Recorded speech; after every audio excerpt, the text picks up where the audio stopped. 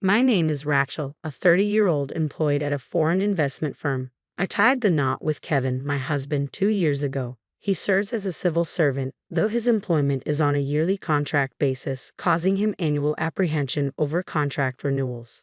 Kevin's family staunchly champions the merits of public service. With retired county workers as parents and a sister currently employed in the city office, their allegiance to public service is unwavering. Consequently, there's a noticeable air of disdain towards my private sector occupation.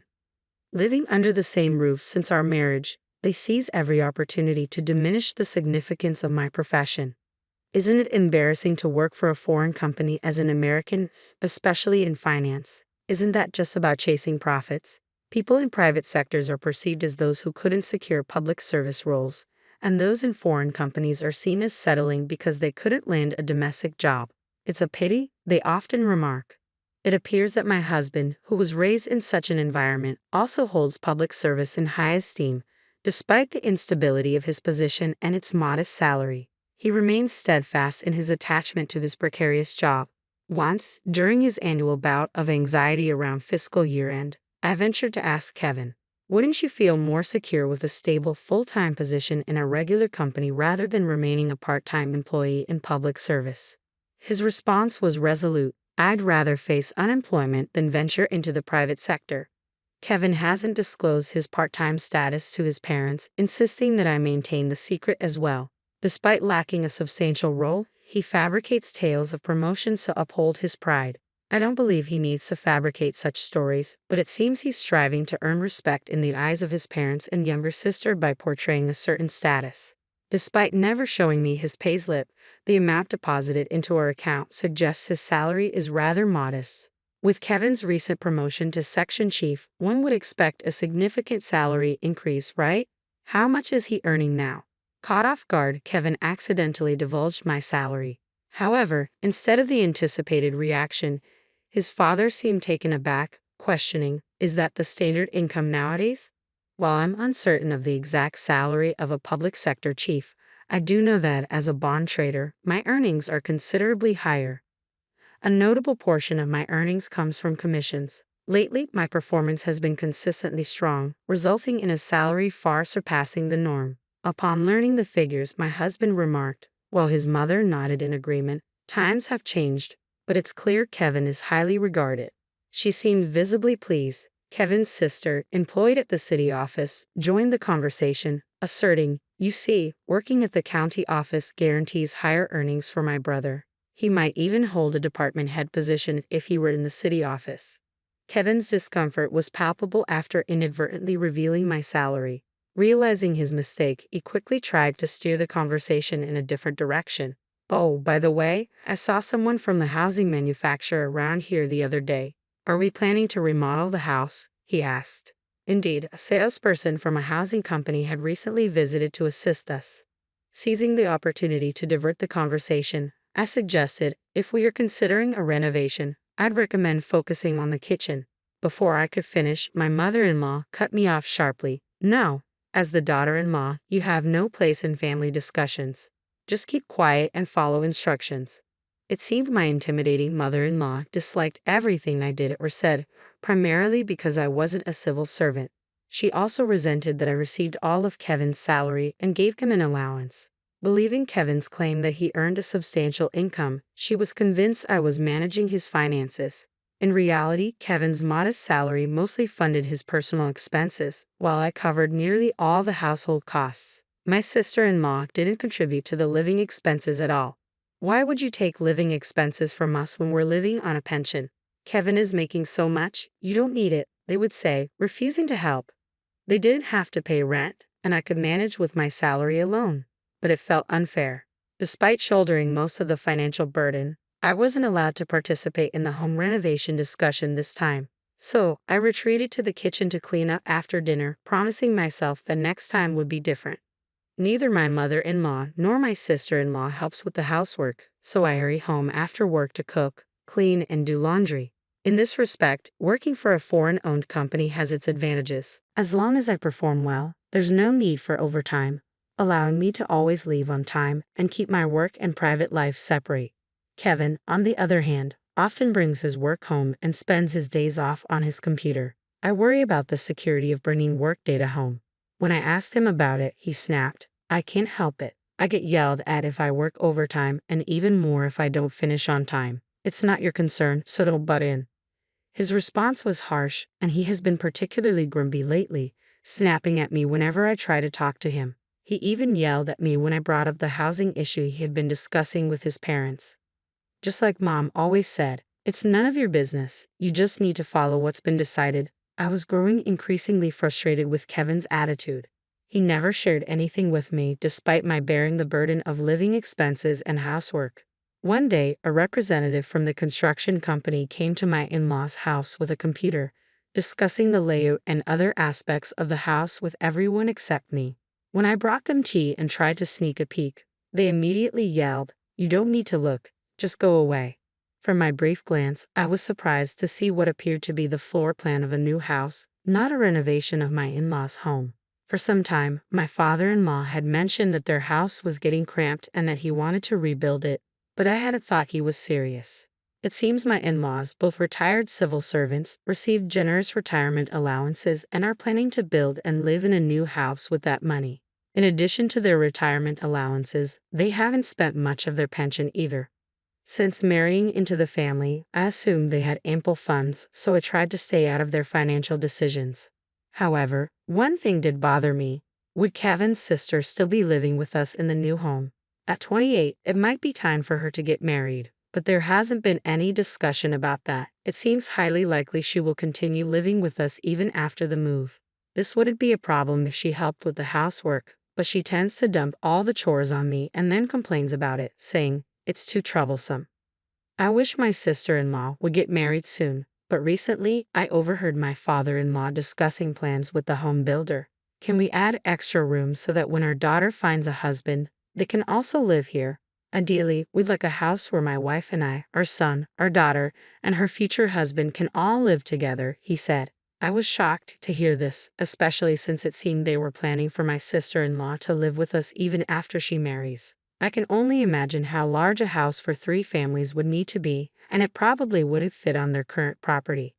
Considering that the new house would be built with my in-laws' retirement fund and my sister-in-law's earnings, I have no right to complain. Still, I can't help but think about how much of a hassle it will be to clean such a large house. Then, my husband and his family decided to visit the showcase room and construction site, telling me to stay home because it's none of your business. My mother-in-law shouted at me with a nasty grin, clearly expecting a retort. She looked annoyed when I remained quiet.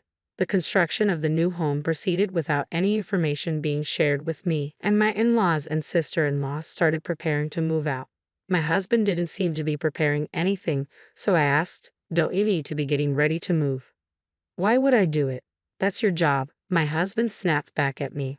I was taken aback since he hadn't even told me when and where we were moving. From then on, I started preparing for the move whenever I had time, but I made sure to separate my husband's things from mine. The whole new home move-out incident had completely shattered my trust in my husband, and I could no longer bear my mother-in-law's terrible attitude. Even when I asked my husband about our new address, he simply replied, "You don't need to know. Just be prepared."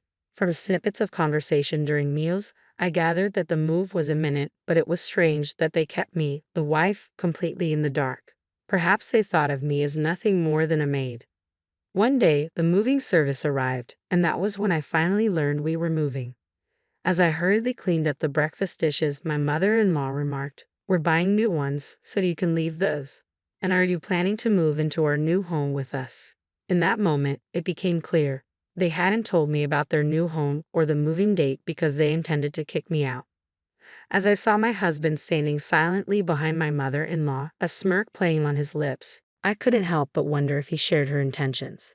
Well, I had anticipated something like this, so I had already packed my belongings separately, without a trace of agitation. I met her gaze squarely. "I despise everything about you. From now on, we're going to live as a family without you. Do whatever you want." My mother-in-law shouted at me, her tone filled with disdain. My sister-in-law watched with indifference, perhaps expecting me to break down and beg to stay. My mother-in-law's displeasure deepened at my lack of reaction. "You're a parasite, leeching off Kevin's paycheck since the day you got married. Get out now. We need Kevin's salary to pay off the mortgage on our new home, she spat out, her words sharp with resentment. Parasites like you are a nuisance, she seethed, her anger palpable as her face flushed red. While I had already planned on leaving, the revelation about my husband's salary being used for repayment almost made me burst out laughing. My husband appeared shocked, unaware of this arrangement. He gazed at his mother, then downcast, unable to speak the truth. His reaction revealed that my in-laws intended to rely solely on Kevin, whom they perceived as a high earner, to handle the mortgage repayments without tapping into their retirement funds. The prospect of how they would manage the mortgage repayments intrigued me. With a smile, I responded, "Understood. I will divorce Kevin, and you can all move to your new place by yourselves," I declared calmly. My mother-in-law, clearly displeased with my composed demeanor, appeared as though she wanted to say more, but she was ushered out of the house by my father-in-law and sister-in-law. Turning to Kevin, who remained behind, I said, "I'll bring the divorce papers, so give me the address of your new place. I have no idea what your magnificent new home looks like, so I would like to see it once." Reluctantly, he provided me with the address. With little luggage remaining, I cheerfully arranged for a friend to help me move out using her car. I made sure to switch all the bills to be under Kevin's name rather than mine, utilities and everything included. Returning to my parents' house for the time being, I decided to head to the address Kevin had given me to have him sign the divorce papers. Their new house was strikingly large, designed to accommodate 3 generations, with its grand architecture looming impressively. Upon spotting me, my mother-in-law hurried over, shouting, "What are you doing here, you parasitic wife?" Ignoring her tirade, I calmly asked Kevin to sign the divorce papers. Reluctantly, he complied, while his mother continued her verbal assault. "I knew it. A non-civil servant wife is useless. Hurry up and sign, and send her away," she insisted. I couldn't resist a retort. Such a splendid new house. The payments must be quite the burden, aren't they? Can Kevin's salary cover it? I remarked snidely, watching as she read the papers, her anger palpable. "I don't need your concern. Take the divorce papers and leave immediately," she snapped once again. I lingered for a moment, observing my ex-husband's pale expression, but with his mother on the brink of eruption, I swiftly retrieved the divorce papers and filed them at City Hall before embarking on my search for a new home. After all that transpired, the thought of marriage lost its allure, so I opted for a cozy studio apartment to relish living independently. There was a charming spot conveniently close to my workplace, so I wasted no time in making the move. In my new abode, devoid of anyone foisting chores upon me or boasting about civil service, life took on a tranquil hue. Just as I was settling into this newfound peace, an unknown number lit up my phone screen. "Rachel, can you come back to me? I can't keep up with the mortgage payments, let alone the utilities. My phone lines have been cut off, and I'm borrowing my friend's phone to call you." It was none other than my ex-husband, Kevin. Through tears, he pleaded for help, but I couldn't help but feel exasperated. Instead of turning to me, he should have sought assistance from his parents or his sister. So I responded acidly, "Why not ask your sister, who's employed in public service, for support? And what about your parents? Surely they have their retirement savings and Social Security." Kevin's discomfort was evident as he confessed, "Actually, my parents have depleted their retirement savings, and my sister is grappling with her own financial troubles." It turned out that Kevin's parents had fallen prey to an investment scam, losing a significant portion of their retirement funds. Meanwhile, Kevin's sister, under the impression that she didn't need to aid her parents financially, had been recklessly accumulating debt through excessive spending on credit. Upon learning of my occupation in investments, my mother-in-law's demeanor turned openly hostile. Now I wonder if her animosity stemmed from being swindled in an investment scam. Furthermore, it seems they were keen on upholding their social standing through ostentatious purchases, perhaps to preserve their pride in their public service careers. However, despite their efforts, Kevin's parents found themselves burdened with debt, relying on their Social Security checks to meet their obligations. I was taken aback to discover that Kevin's sister, despite her youth, had amassed significant debt by indulging in purchases of branded goods on credit. The situation took a further downturn when Kevin revealed, "Actually, I've been let go. I'm unemployed now." He had lost his job this year after being caught working remotely with data he had taken from the office. He should have heeded my warning, but it's hardly surprising, considering he was taking confidential data out of the office. Even before Kevin lost his job, his family was already grappling with financial difficulties, reliant on my income. Kevin never disclosed to his parents that he was only a part-timer. Likewise, his parents concealed the loss of their retirement funds due to a scam, and even his younger sister kept her substantial debt hidden. In their public service-oriented family, filled with pride, everyone harbored deep secrets that somehow remained hidden as long as I was around. However, after they moved to their new home and I departed, their financial struggles came to light. As a last resort, Kevin reached out to me, seeking assistance. However, I had no desire to reconcile with him, so I firmly declined and ended the call. Despite my refusal, he persisted with repeated calls but eventually ceased after I continued to ignore him. Sometime later, as I passed by their new house, I noticed a for sale sign. Upon speaking with a home builder present at the site, I learned that they were struggling to meet their mortgage payments and had to sell the property quickly.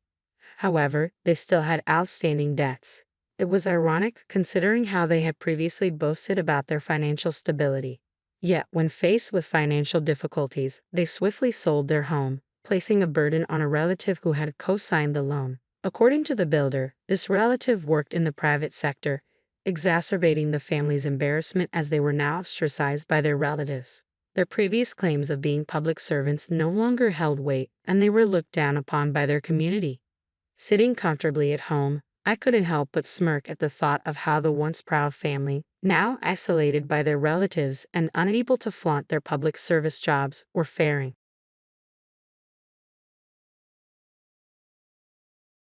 What is going on? Putting mom in a storage shed. Oh, that. I just got tired of taking care of her. I can't help it, okay? What? Are you kidding me?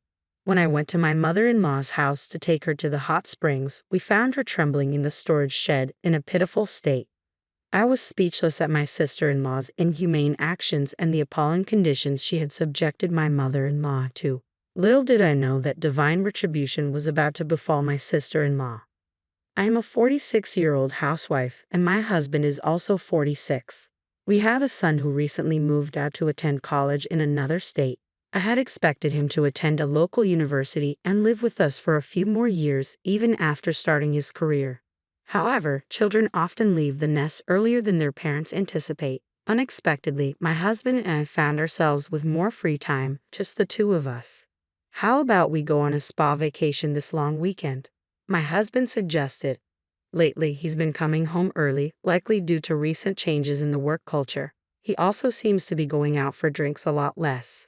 That sounds wonderful, I replied. Our first trip alone since our honeymoon, right?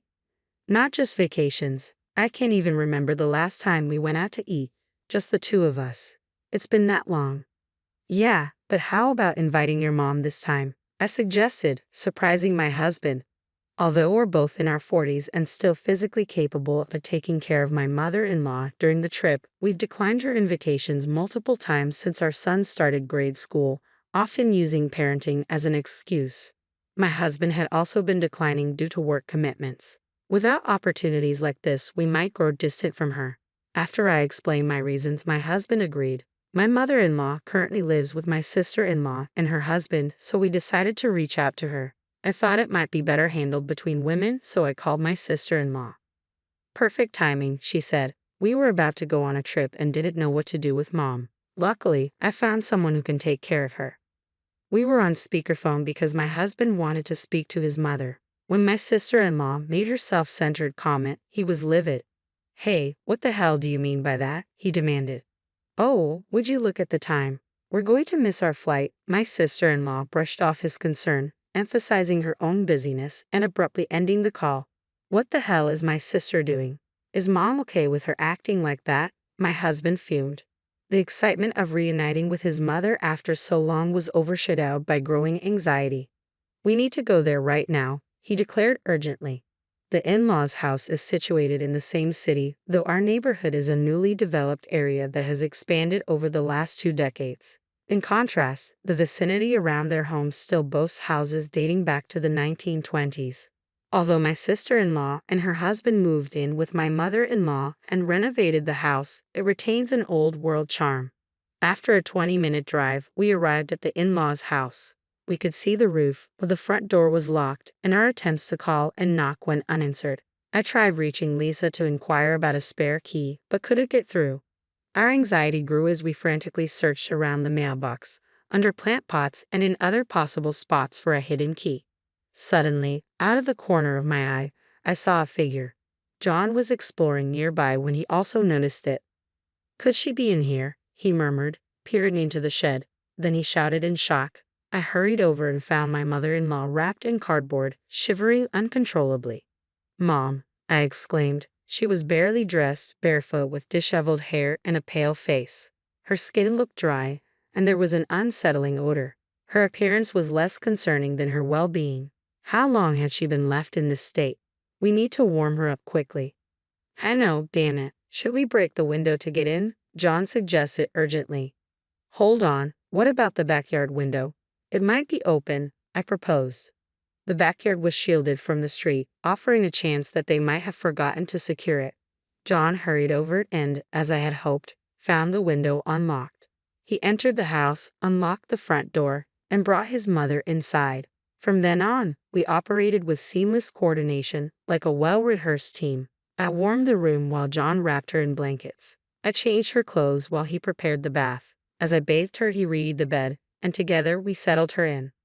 "Oh, it's so warm. It's like heaven," his mother murmured, closing her eyes as she seemed to drift off to sleep. "Your mom should have a family doctor at her age, right?" I suggested, contemplating the urgency of the situation. We needed medical assistance but couldn't locate her room. As I searched for a change of clothes for her, I couldn't shake an uneasy feeling. It became evident we were facing a life-threatening scenario, prompting me to borrow clothes from Lisa. Despite her extensive wardrobe, none of the clothes seemed suitable for my mother-in-law. We scored for her insurance card and prescription information to no avail, leading us to search online for a doctor who could conduct a home visit. Once secured, John promptly alerted the authorities. Upon arrival, the doctor emphasized the critical timing of our intervention. Delay could have been disastrous, especially given the severe winter conditions and the potential for snow in the mountains. The examination revealed signs of malnutrition and dehydration from severely limited food and water intake. Additionally, her neglected living conditions had caused a distressing skin rash and even lice infestation, a shocking development in modern times. The doctor prescribed medications and urged us to arrange a follow-up with her regular family doctor as soon as possible. As we searched for her insurance card and essential items, we came across the contact details for the caregiving service that had been responsible for her well-being. Luckily, it was still saved in the home phone's contacts. Recognizing the urgency of the situation, we reached out to understand what had transpired during the period we were preoccupied with our own lives. After contacting the service, we learned that Lisa had abruptly terminated the contract without prior notice, leaving them unable to intervene further. The caregiver expressed genuine concern for my mother-in-law, mentioning occasional bruises that hinted at possible domestic abuse. They had attempted to address this delicate issue with Lisa, but she had evaded their inquiries. Years of daily abuse? Was my mother enduring this? John exclaimed angrily. "Damn it. Yes, we were overwhelmed when our first child arrived, but that doesn't justify neglecting my mother's welfare." I deeply regretted interpreting my mother-in-law's words. It's okay. As a mother, it's natural that your child comes first," as mere reassurance. Looking back, our frequent invitations for us to visit may have been cries for help, a plea to escape Lisa's mistreatment. Voicing my regret, I confessed to my husband, who reassured me, "It's not your fault. I'm equally responsible, if not more so." Now, only Lisa and her husband hold the truth. We won't know for sure until we hear it from them, but Lisa is capable of such actions without remorse. Anticipating potential disputes over what was said or omitted, we decided to record all our future phone conversations. Lisa reluctantly answered the phone, sounding annoyed to be interrupted during her vacation. However, when my husband raised his voice, she begrudgingly began to speak, her tone flat and detached. I listened intently to the conversation on speakerphone. My mother's forgetfulness was really starting to grate on my nerves. I got so frustrated and just gave her a little shove, but she happened to be standing at the top of the stairs. She tumbled down like a sack of potatoes. I couldn't believe what I was hearing. Lisa was referring to her own mother as a sack of potatoes. and her tone suggested she found it somewhat amusing. Then she couldn't get up on her own. I knew it was serious, but I was just so tired of dealing with everything, so I decided to put her in the shed. Lisa continued casually. You know how you store things you don't need or can't use in the shed? It's like that, she added, laughing. It was clear that Lisa was treating her own mother like an object, dismissing her as useless despite the fact that she had given birth to her and raised her. The selfishness of her attitude made me feel physically ill. The caregiver doesn't know about this, so it's fine. Just make sure nothing unnecessary happens, okay? It dawned on me then that Lisa understood the severity of the situation after she pushed her mother down the stairs, which led her to abruptly cancel the caregiving services. She spoke callously, saying things like, as long as she has water, she'll be fine for a week, and if she starts wandering around, we can just tie her up. It was horrifying and utterly unbearable to hear. Oh, and you guys should cooperate too. If things keep going like this, she's going to die from weakness. If she does pass peacefully, I'm considering sharing some of the inheritance with you guys. Not a bad deal, right? Lisa's tone conveyed a chilling belief in her flawless plan, punctuated by an unsettling laugh. Her proposal defied all reason and veered into madness. Listening to Lisa, I felt a deep unease as though she herself were a dangerous weapon. Fear gripped me and I couldn't stop shaking. Meanwhile, my husband handled the situation calmly, allowing Lisa to explain without immediate objection, merely nodding along. He ambiguously responded to her plea for cooperation, neither fully accepting nor rejecting it. His strategy was to lower her defenses and encourage her to return home. Unbeknownst to Lisa, the police we had alerted had already arrived at her location and were monitoring our phone conversations. They instructed us to extract as much information as possible from her and to prevent her from escaping by feigning agreement with her plans. John, my husband, seemed poised to denounce and condemn Lisa's actions outright. I couldn't bear to witness the anguish on his face again, the strain of suppressing his emotions while listening to Lisa. I fervently hoped we would soon emerge from this sorrowful ordeal. Unaware of our collaboration with the police, Lisa and her husband enjoyed their vacation to the fullest. Exactly 1 week after we discovered their mistreatment of my mother-in-law, they returned home. As Lisa spoke about her mother, I casually inquired about their return schedule. Little did they know, the police were waiting to apprehend them upon their arrival. An arrest warrant had already been issued, and they were taken into custody as soon as the document was presented. What's going on? You're my own brother, selling out your sister to the cops? What a lawlife you are. And you cops, watch where you're touching me. I'll sue you, mark my words. Lisa, a middle-aged woman, spat out her words like a washed-up thug. John regarded his sister with a mixture of disdain and disappointment. The real lawlife here is you, John retorted calmly. Hey officer, that guy, my brother, he's a sly fox. Always been a liar with a honeyed voice, Lisa continued, attempting to smear my husband's reputation. She then boldly asserted, Mom has been suffering from dementia for years. No matter how many times I explain it, she insists the storage shed is her home. Isn't it better to let her do as she pleases? Even doctors say that yelling at dementia patients only makes things worse. But we already had Lisa's confession recorded. When John played back the phone conversation, Lisa and her husband paled visibly and sank to the ground. From now on, you'll be behind bars. We've already completed the necessary procedures while you were away. Don't act so superior, dumping the responsibility of that helpless old woman on us. You have no right. You insisted on remaining childless so you could care for our aging parents instead. It was you, Lisa, who asked us to forfeit our share of the inheritance, my husband said calmly. It seemed this was an arrangement they had made before John and I were married. You were the one who broke the pact first. If it was too much for you, you could have told me. That would have been fine with me, John said with a choked voice, expressing his readiness to care for his parents. Lisa's initial plan was to care for her mother in exchange for claiming all of the inheritance. However, her mother unexpectedly remained resilient and lived longer than expected. Unable to tolerate this, Lisa devised a plan to make her mother's passing appear natural due to frailty. As for the ownership of the family home, it remained in their mother's name since their father's death. Fortunately, the property was not in Lisa's name. Therefore, we decided to demolish the deteriorated family home and convert it into an empty lot. We plan to sell the lot later. The demolition date has already been set, so please remove your personal belongings as soon as possible. You must be joking. I'm under arrest, you idiot. How am I supposed to do that? We've rented a storage unit for 3 years to store your belongings. It will be paid for from your savings, John informed Lisa. What? Who gave you the right to make decisions on your own? You used to be a crybaby, always running to your big sister. Now suddenly you've grown a spine. Lisa raged, incensed that John had taken charge of her finances. Despite her protests, John remained composed. He added that if the lease couldn't be extended after 3 years, they had the right to dispose of the contents. Lisa could only stare in disbelief, unable to argue. It was a clear victory for us. The police intervened, declaring that enough had been said. They escorted Lisa and her husband into a waiting police car. Resisting until the last moment, they were carried away like uncooperative luggage. In the days that followed, the demolition of our parents' house proceeded smoothly. It turned out that my mother-in-law had not been suffering from dementia after all.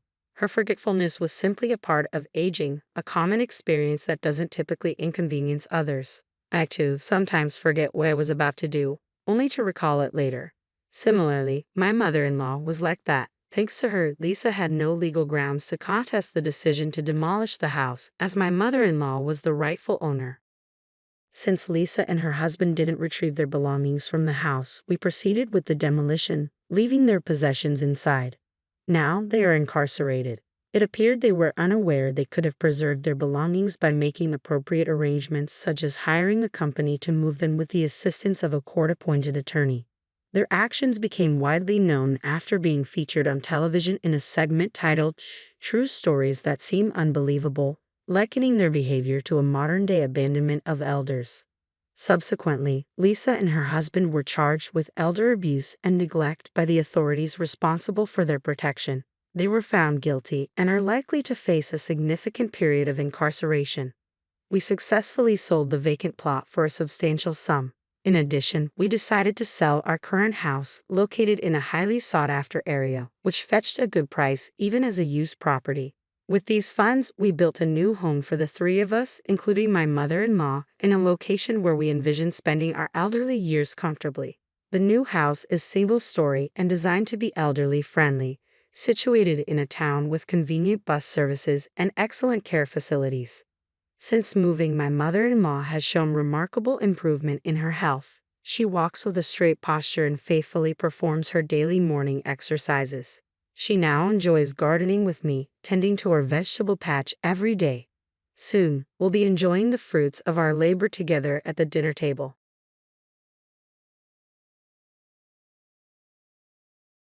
My husband keeps bothering me about chores and work, and it's really getting on my nerves. Whenever I ask for something, he says mean things to me. I just wanted us to go through life together happily as a married couple. But if things stay like this, what's the point of being married?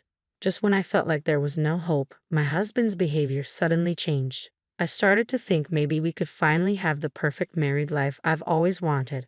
But I was wrong. I shouldn't have believed him. My name is Michelle Taylor, and I'm 43 years old. I met Edward a few years ago while he was on a business trip, and now we live together. We used to have a long-distance relationship where we had to fly to see each other because we were both so busy with work. But after dating for a few years, we finally got married. I'm going to make you happy for the rest of our lives, Edward said when he proposed to me. I never thought I could marry such a wonderful man. Back then, he was really friendly, and it seemed like a lot of women liked him. It might sound weird, but I felt really lucky that he chose me. Because of the distance, I moved to where he lived, and we started our life together as a married couple. But I couldn't just quit my job, so I found another company to work for. Why? Well, because Edward wasn't earning enough. Either his company didn't pay well, or he hadn't been promoted. I wasn't sure, but his salary was definitely too low. If I stopped working, we wouldn't have enough money to live on. At first, Edward wanted me to stay at home. But as we faced reality, he stopped talking about it. Even now, years later, it's the same. We both worked hard to make ends meet. But then something happened that changed everything. It was because of Edward's actions. He was really nice when we first got married. But as time went on, he started showing his true colors. It started with little things. Like, he wouldn't clean up after eating. Hey, can you clear the table when you're done? Oh yeah, sorry. He'd do it when I asked, but then he'd forget again a few days later. Can you take care of the dishes? Oh yeah. We had talked about sharing household chores before we got married, but once we were married, Edward hardly did any chores. He always had an excuse. I thought maybe he was just tired, so I didn't bug him about it. But if I'm honest, Edward finished work earlier than me, and it seemed like he had it pretty easy. He even said his job was easy. Meanwhile, my job was demanding and kept me busy almost every day. Dealing with Edward and managing work along with household chores was really tough. Couldn't he pitch in a bit? I reached my limit and decided to talk seriously with Edward. Hey, about the chores, could you maybe help out a bit more? I'm really exhausted. Suddenly, Edward's expression changed. You could see right away that he was annoyed. I get it, he said, his voice full of anger. Although I didn't bring it up then, I couldn't help but wonder why he was so defensive. After that day, Edward's behavior changed a lot. I knew why. I had asked him to help with the chores.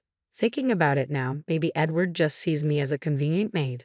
One day, after finishing work as usual, I came home to the smell of alcohol in the air. Holding back my disgust, I went to the living room. When I opened the door, I found Edward lying on the couch surrounded by empty beer cans. I figured he probably didn't go to work. Hey, what's going on? Are you all right? I asked, approaching my seemingly drunk husband. But Edward, opening his shut eyes, glared at me. Ah, so annoying, he grumbled. Annoying?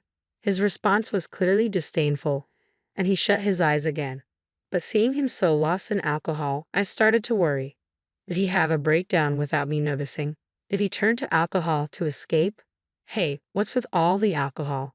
I asked. Edward snapped. I told you it's none of your business. Before I could say more, he got up and started yelling at me, slurring his words. He threw insults and stormed off to his room. I was just trying to show concern. Why was I being treated like this? Alone in the living room, I cleaned up the beer cans and snack wrappers Edward left behind. Then one day, laundry and dishes were scattered around, some broken, including my favorites. Given what happened, I knew Edward did it on purpose. I wanted to confront him, but he wasn't home, though he should have been done with work. Maybe he was out drinking. He trashed the place and left. It's so mean. I called Edward, but he didn't answer. I texted, and he replied quickly. I'm not coming home tonight. No explanation. What should I do? Should I just go along with Edward's behavior? Is this my fault? It feels hopeless. I thought I did the right thing. What could I have done differently? Lost in thought, I cleaned up the mess. Later, I noticed a scratch on the floor, a reminder of this day. The next day, as he promised, Edward came back, smelling of alcohol and unsteady on his feet. What were you doing? I was really worried, I said, frustrated that he didn't even greet me.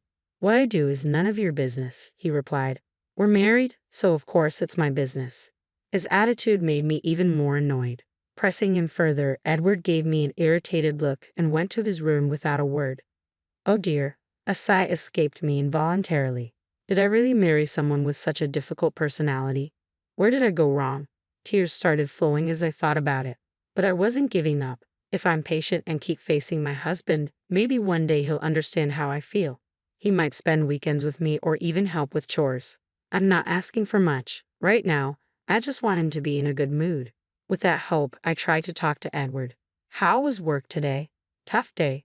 Dinner tonight is meat and potatoes. But he didn't respond well. Ignoring me became routine. He'd click his tongue and give annoyed looks. Fixing our marriage seemed impossible with Edward acting like this. Lately, he wouldn't even touch the meals I made. Eventually, I started to rethink our relationship. Should we stay married like this? Would it be better to leave him alone? The more I thought, the more negative I became. I made one last plea to Edward. Please don't ignore me when I talk to you.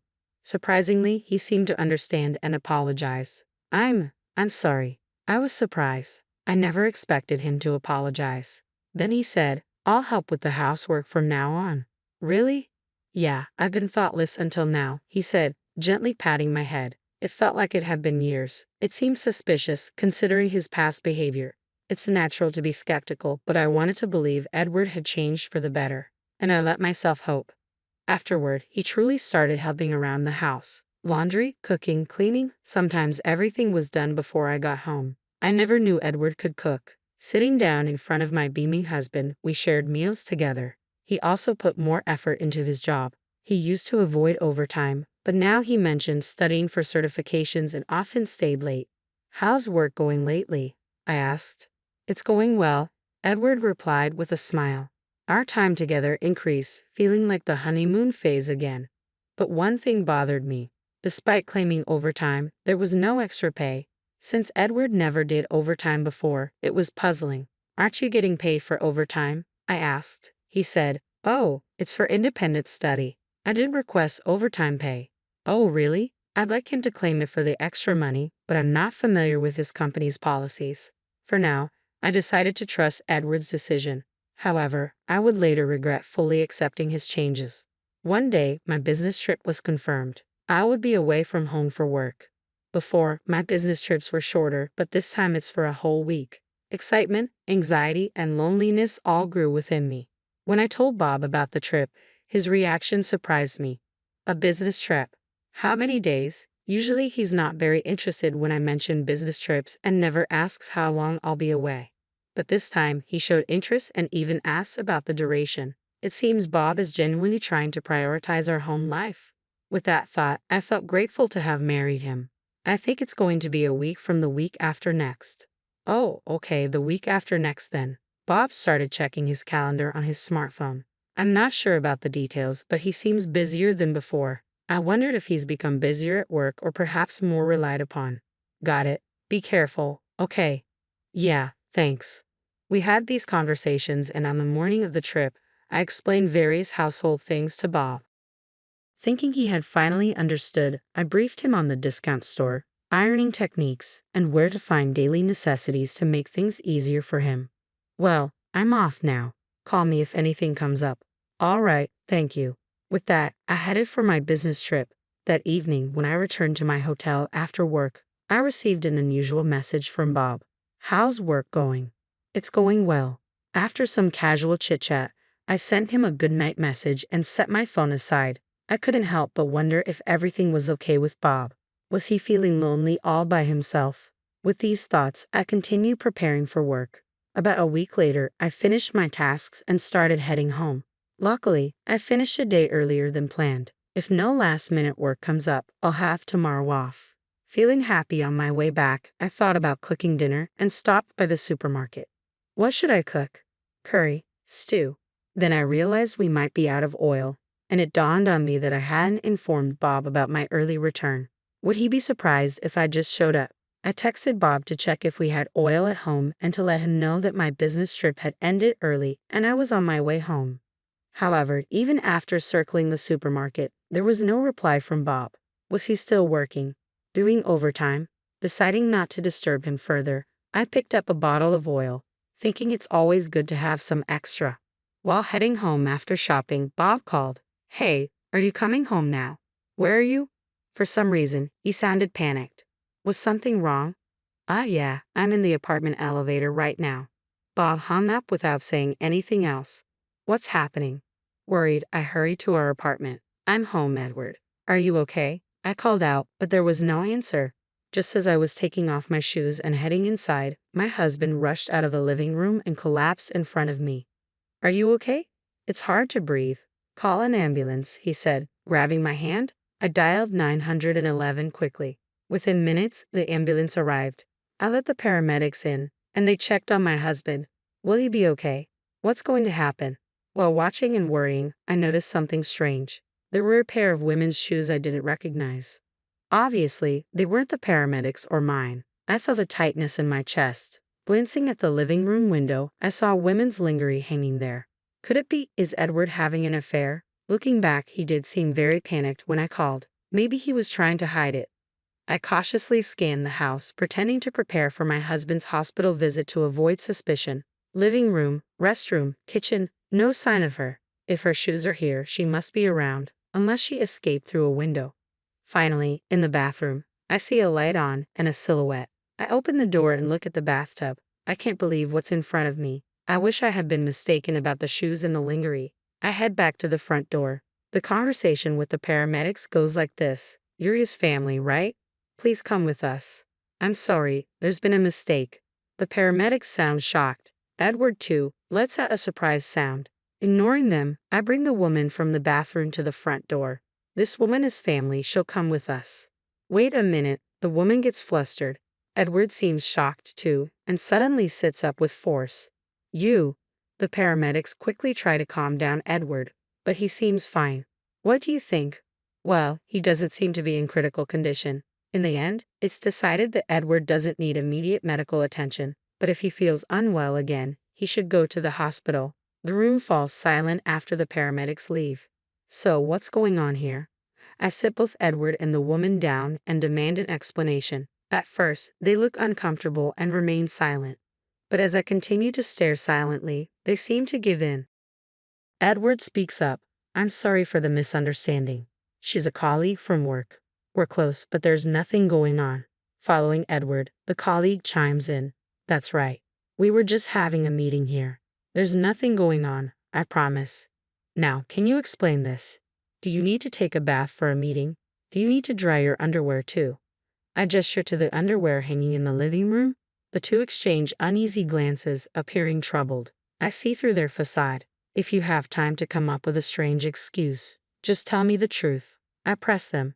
Edward looks up, his expression heavy with guilt, and finally spills everything. I'm really sorry. I know sorry isn't enough.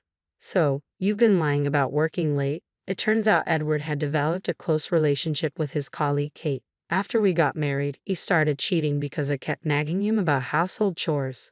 But when Kate praised men who do chores, Edward started working late to meet her. I noticed the smug look on Kate's face.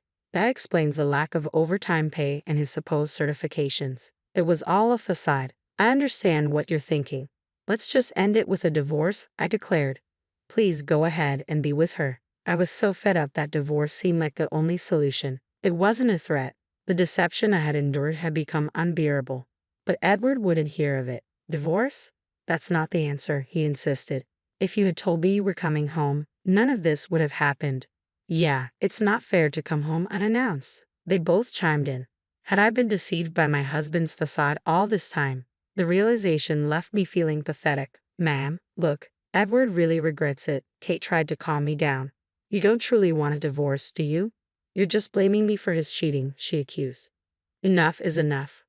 Let's get a divorce, I shouted, and they both recoiled. I hoped they would reflect on their actions and words. Afterward, I hired a lawyer and began preparing for divorce proceedings to claim my share of the assets. Edward kept calling, and even his parents reached out. They were understanding, and upon hearing my side, they apologized and agreed to support me in the divorce. Eventually, after likely talking to Edward, he appeared exhausted during the divorce proceedings and agreed to it without resistance. I reported Edward and Kate's affair to their company. Following the divorce, John and Kate, both employed at the same company, were quickly exposed for their affair. They faced ostracism from colleagues and seemed to lose their standing within the company. Additionally, they became the subject of gossip among talkative older women, and even clients began discussing it. Unable to endure the toxic environment, they resigned from their jobs. I'm uncertain if they married, but they likely faced financial strain. If they did marry, I can imagine them arguing over money. I promptly moved to a new, more comfortable and affordable apartment. Reflecting, I recall choosing the old place to accommodate John's preferences. As I return home, I exhale a sigh of relief, grateful that chapter of my life has closed. Since the divorce, I've dedicated myself more to work, leading to significant improvements in my performance and a subsequent raise. While initially made in anger, the decision to divorce now brings me a sense of liberation. With this in mind, I enjoy my favorite tea, preparing for what tomorrow may bring.